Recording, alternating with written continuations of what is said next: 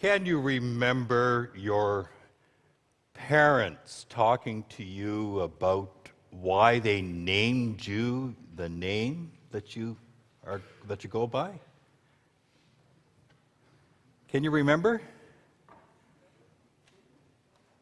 My mom and dad are here, so maybe I should ask them.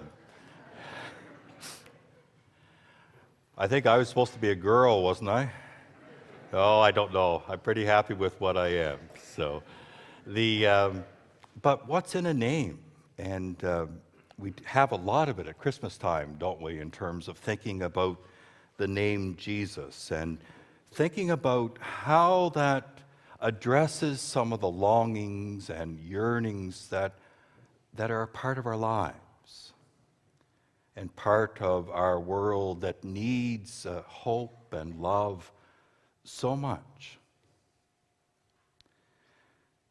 I came across a piece that talked about Mary.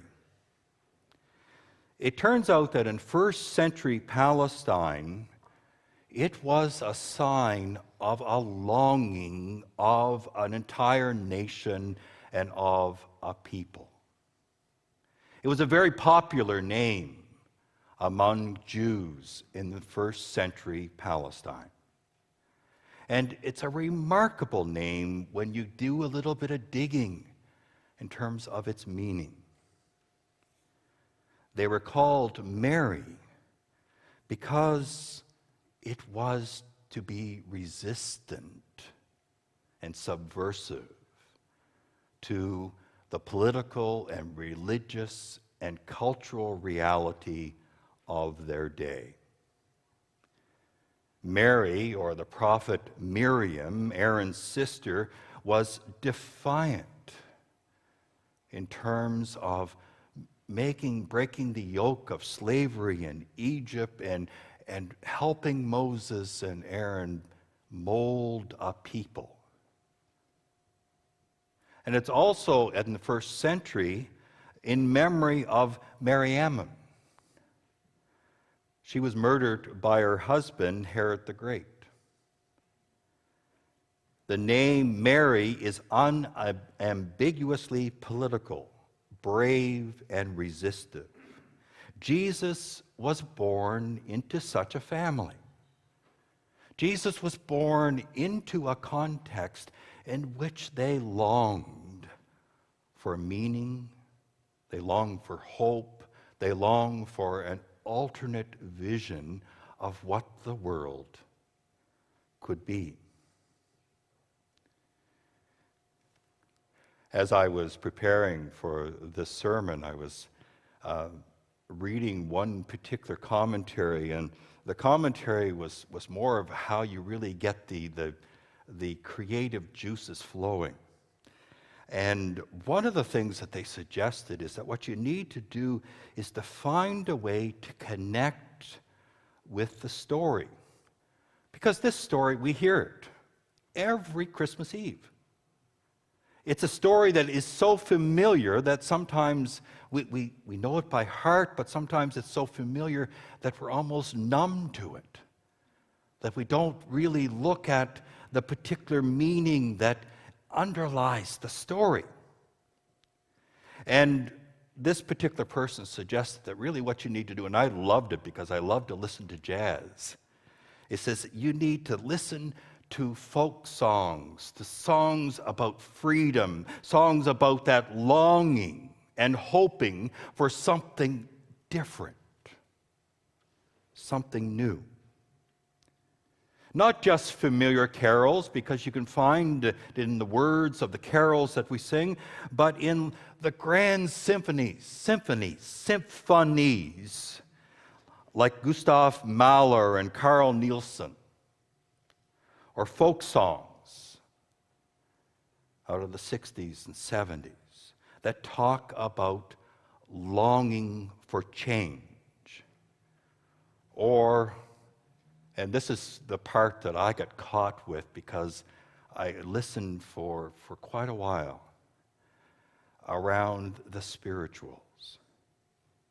The spirituals that are right in the midst of such despair, such hopelessness. And yet those spirituals call forth something positive and special and awesome.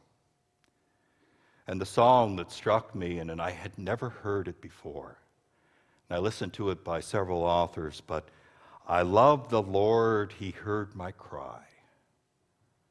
I love the Lord, he heard my cry. So Mary, that subversive name of that longing, into the midst of that, this child of hope is born. The hopes and fears of all the years are met in thee tonight. The 1965 Christmas special, A Charlie Brown Christmas, makes a very subtle point about giving up our fears. He dropped his blanket. I mean, Linus takes this place on stage to recite the Christmas story because Charlie Brown is having what Charlie Brown has, a terrible time. And as always, he has that security blanket. That's part of how he lives his life. He's never, ever without it. But when he speaks the words, "Fear not," he lets the blanket slip. Maybe to free up his hands so he can be more expressive. Well, I wonder. I mean, it's true, when he finishes, he's ready to go, he picks up the blanket. But if you remember the story, at the end of the story, does he have his blanket? No. Charlie takes his Charlie Brown Christmas tree, takes it out and things, and Snoopy has won first prize in the light contest, and Charlie Brown gives up and basically just leaves the tree. And the gang, led by Linus, turn that tree into something of beauty. And it's his blanket that's around the base. He gives up his blanket. News of God with us in the Holy Child is meant to take away our fear. But our newfound fearlessness is best discovered in sharing the news, and is mostly for the purpose of expressing it with great abandon. Doesn't mean we don't pick it up every once in a while or wonder where our world is going or what is going to happen. But the message of Christmas is that we are to fear not, for there is glad tidings of great joy that will be to all people. For unto us is born this night a Savior.